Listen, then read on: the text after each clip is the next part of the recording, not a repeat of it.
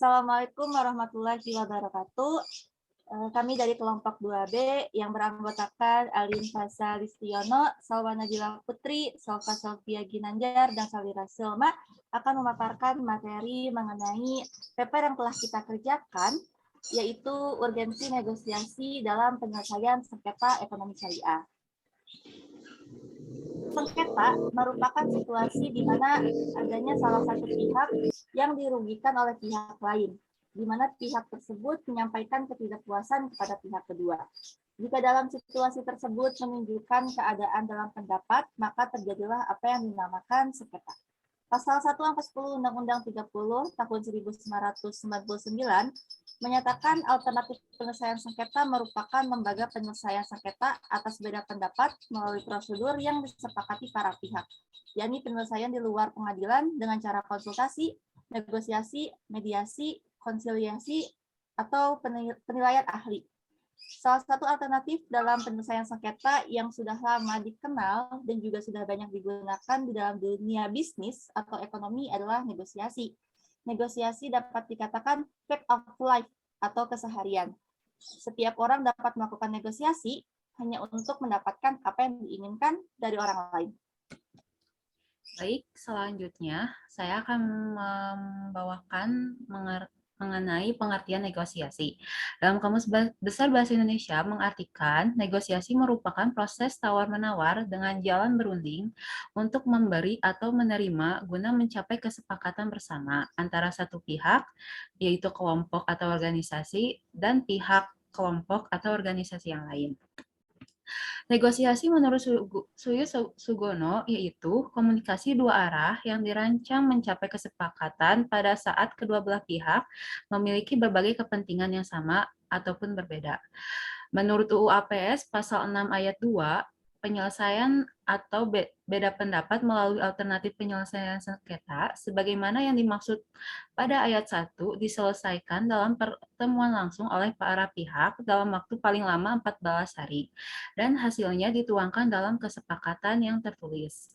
Menurut Gary Goodpaster menyatakan bahwa negosiasi merupakan suatu proses upaya untuk mencapai kesepakatan dengan pihak lain, suatu proses interaksi dan komunikasi yang dinamis. Next. Selanjutnya ada macam-macam negosiasi. Macam-macam negosiasi dibagi menjadi dua. Yang pertama, distributive negotiation. Menurut Brad Spengler, distributive bargaining merupakan sebuah strategi kompetitif dan digunakan untuk memutuskan bagaimana mendistribusikan sumber daya tetap, seperti uang. Tiap-tiap pihak yang bernegosiasi beranggapan bahwa tidak ada ruang lagi untuk memperluas pendistribusian sumber daya. Sehingga ketika suatu pihak mendapat lebih, pihak-pihak lain semakin berkurang sumber daya yang telah disepakati. Yang kedua ada integrative negotiation. Integrative bargaining negotiation merupakan strategi negosiasi yang membuat suatu pihak berselisih untuk bekerja sama demi menemukan win-win solution. Strategi ini berfokus kepada pengembangan perjanjian untuk saling menguntungkan berdasarkan kepentingan yang diperselisihkan. Kepentingan termasuk kebutuhan, keinginan, kekhawatiran, dan ketakutan penting untuk setiap pihak karena hal-hal tersebut merupakan alasan yang mendasari mengapa orang tersebut terlibat dalam konflik. Selanjutnya, dasar hukum negosiasi. UU nomor 30 tahun 1999 pasal 1 butir 10 disebutkan bahwa ADR adalah lembaga penyelesaian sengketa atau beda pendapat melalui prosedur yang disepakati oleh para pihak dalam praktik, yakni penyelesaian dengan cara konsultasi, negosiasi, mediasi, konsiliasi, atau penilaian ahli. Dan UU nomor 30 tahun 1999 pasal 6 ayat 2 dikatakan bahwa para pihak dapat dan berhak untuk menyelesaikan sendiri sengketa yang timbul di antara mereka. Kemudian, kesepakatan itu dituangkan dalam bentuk tertulis. Karakteristik negosiasi dalam penyelesaian sengketa. Pada dasarnya, semua situasi negosiasi memiliki beberapa karakteristik umum. Di antaranya, ada dua pihak yang terlibat, pada umumnya terjadi antara dua pihak atau lebih, baik antara individu maupun antara individu dengan kelompok, maupun antara kelompok dengan kelompok.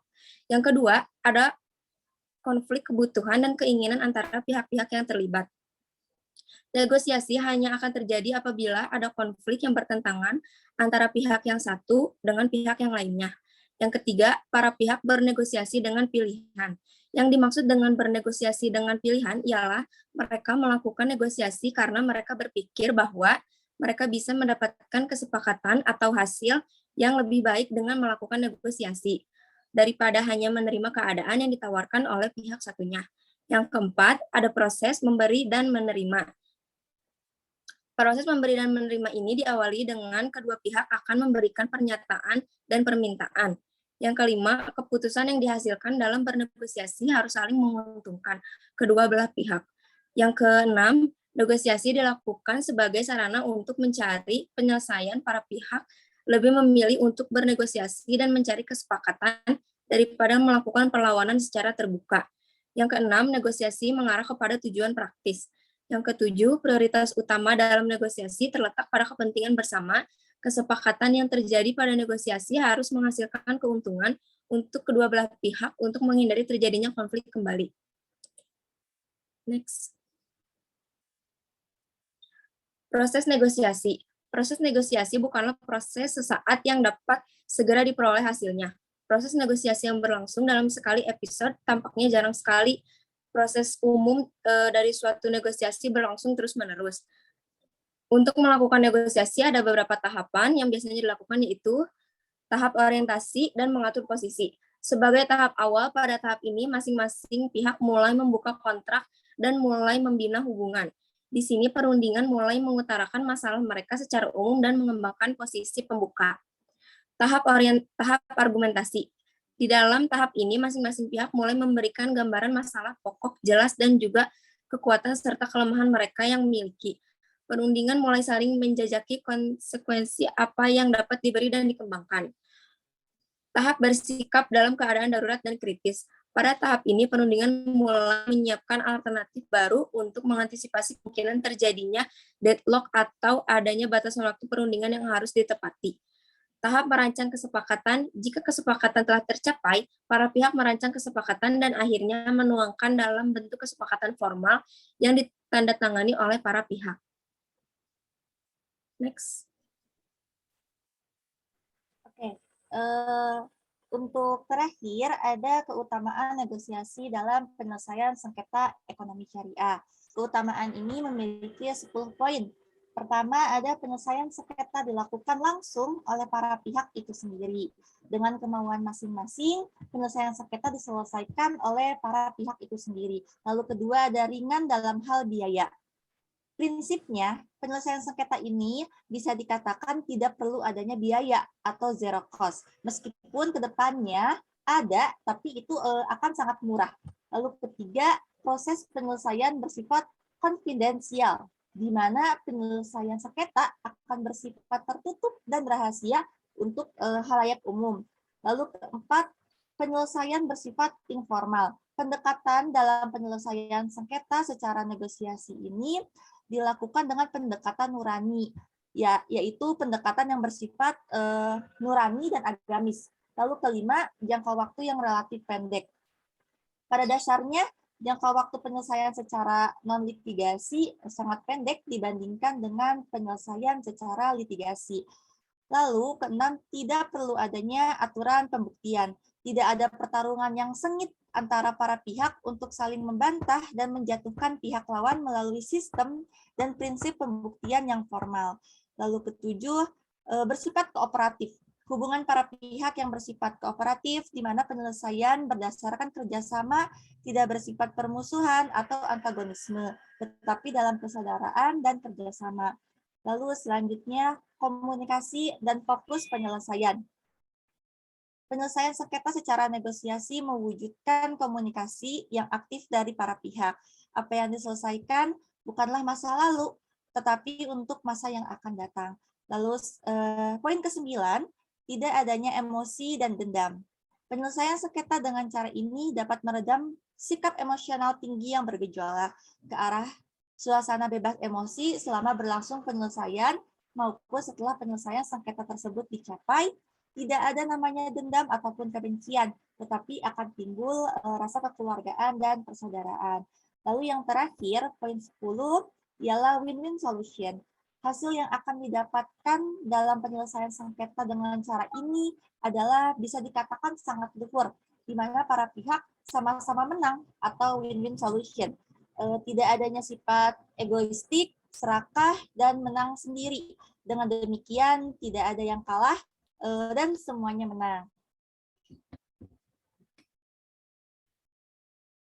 Terima kasih sebelumnya. Apabila ada kesalahan ataupun salah-salah kata, mohon dimaafkan. Sekian dari kelompok kami, kelompok 2B. Wassalamualaikum warahmatullahi wabarakatuh.